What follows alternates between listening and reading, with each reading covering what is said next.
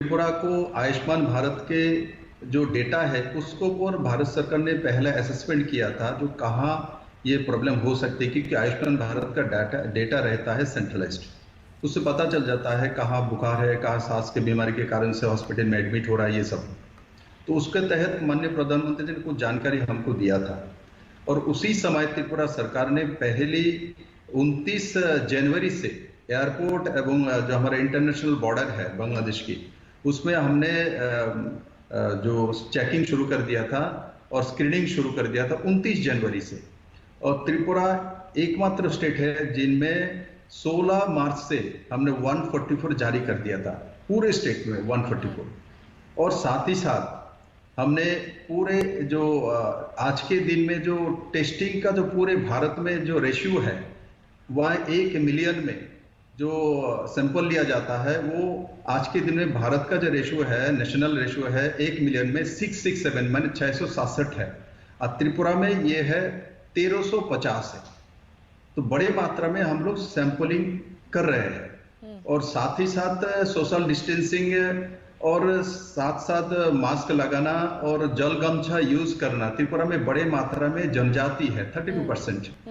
जैसे मैंने ये रिशा पहना हुआ है, ये रिशा सभी जनजाति पहनता है, उसमें मुंह में डाल देना। जैसे हमारे यहाँ सभी को हम लोग पहले से बोल दिए जो आप इसको मुंह में डाल दीजिए और कहीं भी जाते कर्म क्षेत्र में जाइए, कहीं भी जाइए, इसको अपने मुंह में डाल के रखिए। ये मास्क आपने जब इसका मैंने एक देखा वीडियो भी डाला था बिप्लब जी, इसका गमछे से कैसे घर में ही मास्क बना लें, क्योंकि अगर मास्क की कमी हो जाती है तो कैसे आप अपने घर रहते ही अपनी सुरक्षा कर सकते हैं। वो वीडियो भी सबने देखा था और इस बात की सराहना भी की थी कि लॉकडाउन जब पीएम ने अनाउंस किया उससे एक दिन पहले ही आपने अपने स्टेट में अनाउंस कर दिया था और एयरपोर्ट पर चेकिंग तो वक्त से बहुत ही पहले हो गई थी, जैसा कि आप खुद ही जानकारी दे रहे थे। ये जनवरी में ही आपने लागू कर दिया था। लेकिन अब जब स्थिति इस तरीके से पूरे देश में साफ है, कहां पर रेड जोन है, कहां ऑरेंज है, कहां पर ग्रीन जोन है, ऐसे में त्रिपुरा क्या फेज्ड मैनर में, क्या चरणबद्ध तरीके से लॉकडाउन को अपने स्टेट में हटाएगा? क्योंकि आपके स्टेट में तो नाम मात्र केस ही रह गए हैं। जी, हमारे स्टेट में ऐसे ग्रीन जोन में आया 8 डिस्ट्रिक्ट है, 8 में से 6 डिस्ट्रिक्ट ग्रीन जोन में आ चुकी है और 2 ऑरेंज में है कि 2 पॉजिटिव पाया गया था, वो दोनों ही ठीक ठाक होके घर पे चले गए हैं। तो उस दिशा में हमारे ग्रीन जोन का जो क्राइटेरिया जो फिक्स किया केंद्र सरकार ने, इस सभी हम लोगों ने लागू कर दिया है। और त्रिपुरा में ऐसे भी शॉपिंग मॉल सिर्फ अगरतला में एक है, शॉपिंग कॉम्प्लेक्स भी बहुत कम है और सिंगल दुकानें ज्यादा है। तो इसलिए त्रिपुरा में ग्रीन जोन में जो नियम चालू होते उसी हिसाब से त्रिपुरा में लगभग सभी दुकानें खुल चुकी है, सिर्फ सिनेमा हॉल और बाकी जो मॉल बंद है। और बाकी जो इंडस्ट्रियल एक्टिविटी ये 20 तारीख से त्रिपुरा में धीरे धीरे शुरू हो गया है। त्रिपुरा के लगभग 75% छोटे छोटे इंडस्ट्री अभी काम कर रहे हैं और साथ ही साथ जो ऑफिस में भी अभी हमने 50% करके रखा था, रोस्टर किया था और कल से हम नोटिफिकेशन कर रहे हैं ऑफिस में हम लोग 100% एम्प्लॉय आएंगे और काम शुरू करेंगे।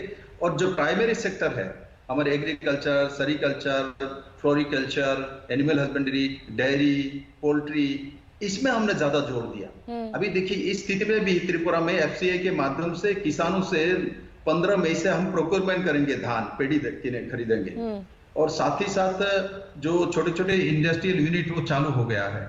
हमारा जरूर नुकसान हुआ क्योंकि सेंट्रल शेयर कम आई है, हर स्टेट को 30% सेंट्रल शेयर कम आई है और त्रिपुरा का स्टेट का जो टैक्स रेवेन्यू कलेक्शन वो जो कि हमको अप्रैल में 200 करोड़ रुपए आना चाहिए था, वो मात्र 10% आया है, 20 करोड़ रुपए आया है। तो उस दृष्टि से इनकम तो सरकार की कम हुई किंतु लेवल हम मेंटेन कर लेंगे क्योंकि हमने अपने छोटे छोटे इंडस्ट्री और विशेषकर प्राइमरी सेक्टर वो सेक्टर है क्योंकि वो आपको 6 महीने में रोजगार दे सकता है, फिशरी आपको 1 साल में रोजगार दे सकता है। इसमें हमने काम शुरू कर दिया और इसमें काम आज से नहीं, लॉकडाउन के 3 महीने पहले से हमने एक योजनाबद्ध तरीके से, त्रिपुरा छोटा स्टेट है, बड़ी इंडस्ट्री नहीं है, इसलिए प्राइमरी सेक्टर को आगे बढ़ाना है, उसी दिशा में हमने काम करा और ये जाके अभी हमारे लिए बहुत लाभदायक हुआ है। और मैं और एक बात आपसे शेयर करना चाहता हूँ, काल ही केंद्र सरकार ने माननीय प्रधानमंत्री जी के निर्देश के अनुसार त्रिपुरा को साबरूम जो है लॉजिस्टिक हब के लिए हमने आवेदन किया था एडीबी के सैंक्शन के लिए, उसका डीपीआर बनाने के लिए भी केंद्र सरकार ने काल ही निर्देशित कर दिया है। तो त्रिपुरा में कुछ रोका नहीं है, जो भी रोका हुआ था वो एक सिस्टमेटिकली रुका हुआ था। जैसे ही ग्रीन जोन हुआ, त्रिपुरा में स्वाभाविक तौर पे लोग काम करना शुरू किया। जरूर इसमें पाबंदी है, जो हर दुकान में जो भी रहेगा इनको मास्क लगाना पड़ेगा। दुकान का सामने फ्रंट 1 मीटर हो तो 1 आदमी खड़ा होगा, 2 मीटर हो तो 2 आदमी खड़ा होगा, और कोई अवैध रास्ते में नहीं घूमेगा। इसके लिए त्रिपुरा सरकार आज ही नोटिफिकेशन जारी कर रहा है। जो भी मास्क नहीं पहनेगा, ऑफिस में हमने पहली लागू किया, पहली बार 100 रुपया, सेकंड टाइम 200 रुपया। ठीक ऐसे ही दुकानदारी को भी, जो ऑटो चालक है उसको भी, सभी ड्राइवर को, सभी पेट्रोल पंप पे, सब जगह में आपको जुर्माना देना पड़ेगा। हम लोग एक फी धारित कर रहे हैं। इसमें उस तरीके से राज्य सरकार काम करे भी, क्योंकि कोरोना चले गए, कोरोना आएगा, कोरोना जाएगा। ये जब तक वैक्सीनेशन नहीं आएगी तब तक इसके साथ हमको लड़ाई करना पड़ेगा। आपने कहा भी कि अब ये जीवन शैली का हिस्सा बन जाएगा ये वायरस, और इससे हमें बार बार रूबरू होना पड़ेगा जब तक कि वैक्सीन नहीं आ जाती है। लेकिन सर एक बात और मैं आपसे जानना चाहूंगी, वो ये कि इस वायरस के चलते, इस क्राइसिस के चलते, क्या अब भी नॉर्थ ईस्ट गेटवे बन पाएगा सबसे बड़े एक्सपोर्ट हब के तौर पर? क्योंकि चिटागोंग पोर्ट से एक्सपोर्ट के लिए आपने तमाम पेशकश की, आपने लोन की भी पेशकश की, आपने कहा कि इंडस्ट्रियल फूड आइटम्स हम चिटागोंग पोर्ट से एक्सपोर्ट करना चाहते हैं। ये अब भी संभव हो सकेगा? बिल्कुल, इसी दिशा में लॉजिस्टिक हब का जो आज एडीबी का लोन सैंक्शन करने का और प्लस डीपीआर बनाने का जो दिशा निर्देश आई है, उसी दिशा से, क्योंकि वही एक नॉर्थ ईस्ट का जो कॉरिडोर है वो त्रिपुरा ही बनेगा। क्योंकि अब देखिए पूरे नॉर्थ ईस्ट ही कोरोना से सेफ है। और जो भी आसाम में बड़े मात्रा में जो हुई है वो निजामुद्दीन से आया हुआ है, तबलीग वाले का है।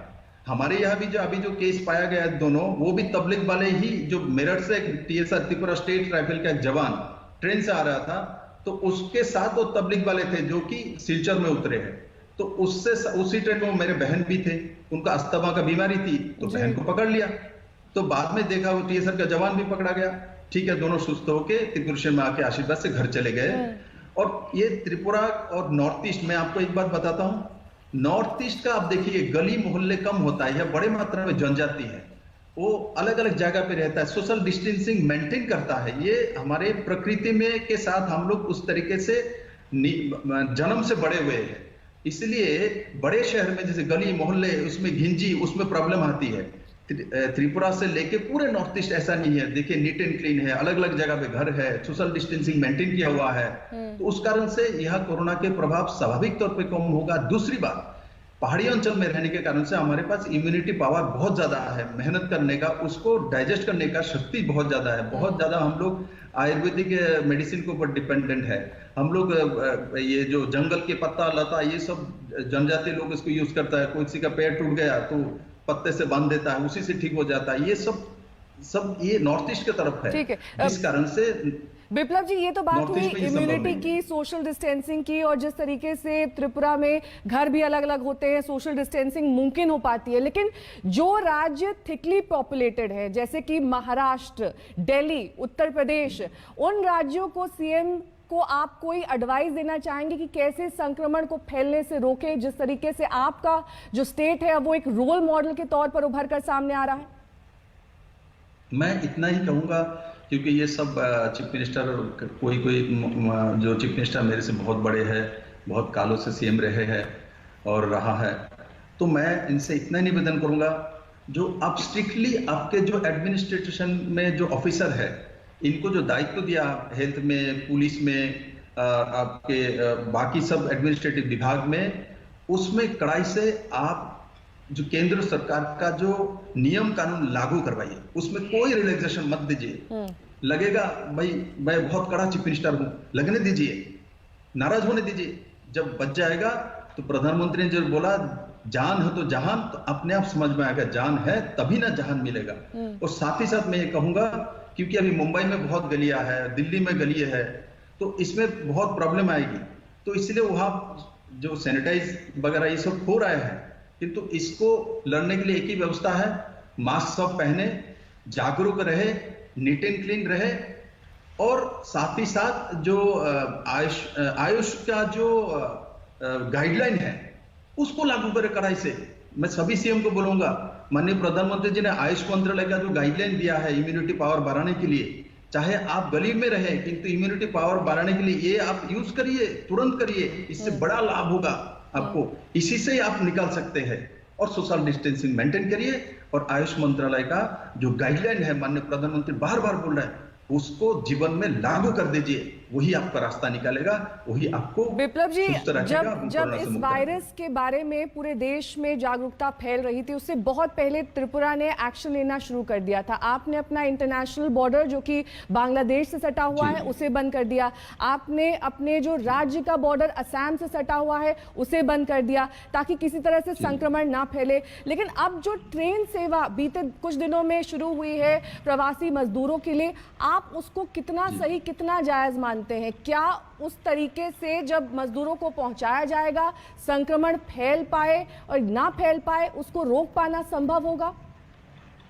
मैं आपके चैनल के माध्यम से विनम्र निवेदन करूंगा सभी भारतवासियों को, मैं तो त्रिपुरा राज्य का काम करता हूं, छोटा सा मेरा राज्य है, जो पैनिक ना करे, अति उत्साहित ना हो, जब तक सही व्यवस्था ना हो तो आप तब तक उस जगह से मत हिलिए, क्योंकि आप जहां है सुरक्षित है, जैसे ही आप रास्ते में निकलेंगे आपके लिए कोरोना बैठे रहेंगे। इसलिए मैं किसी को आप जाइए आप मत आइए ये नहीं बोलूंगा, सबका अपना अपना मत है, किंतु मैं जरूर कहूंगा आप जहां है वहां सुरक्षित है।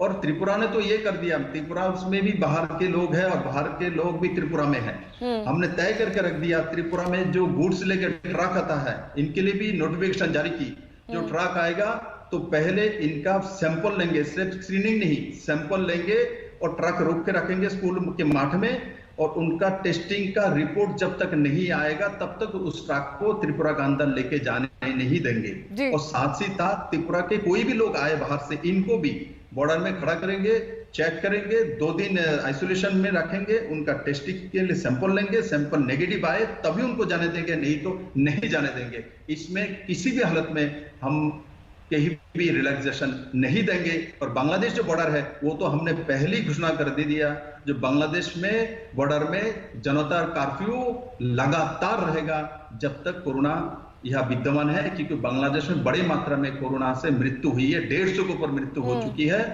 और इस कारण से त्रिपुरा को बचाना है। त्रिपुरा के 80% एरिया में बांग्लादेश बॉर्डर है और त्रिपुरा के लोग इस काम को करने में सफल रहे हैं। चलिए, बहुत बहुत शुक्रिया हमारे साथ जुड़ने के लिए, तमाम बातचीत के लिए, और आगे के लिए भी आपको शुभकामनाएं आपके राज्य के लिए कि किस तरीके से आगे भी कोरोना से ये लड़ाई लंबी है और हमें जारी रखनी है। वक्त एक छोटे से ब्रेक का हो चला है, फौरन होंगे हाजिर, देखते रहिए आज तक।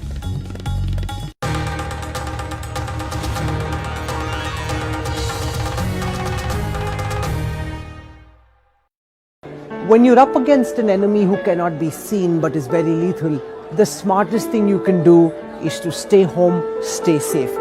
I'm here in the India Today Mediaplex so we can mobilize our reporting resources to bring you factual, credible information so that you know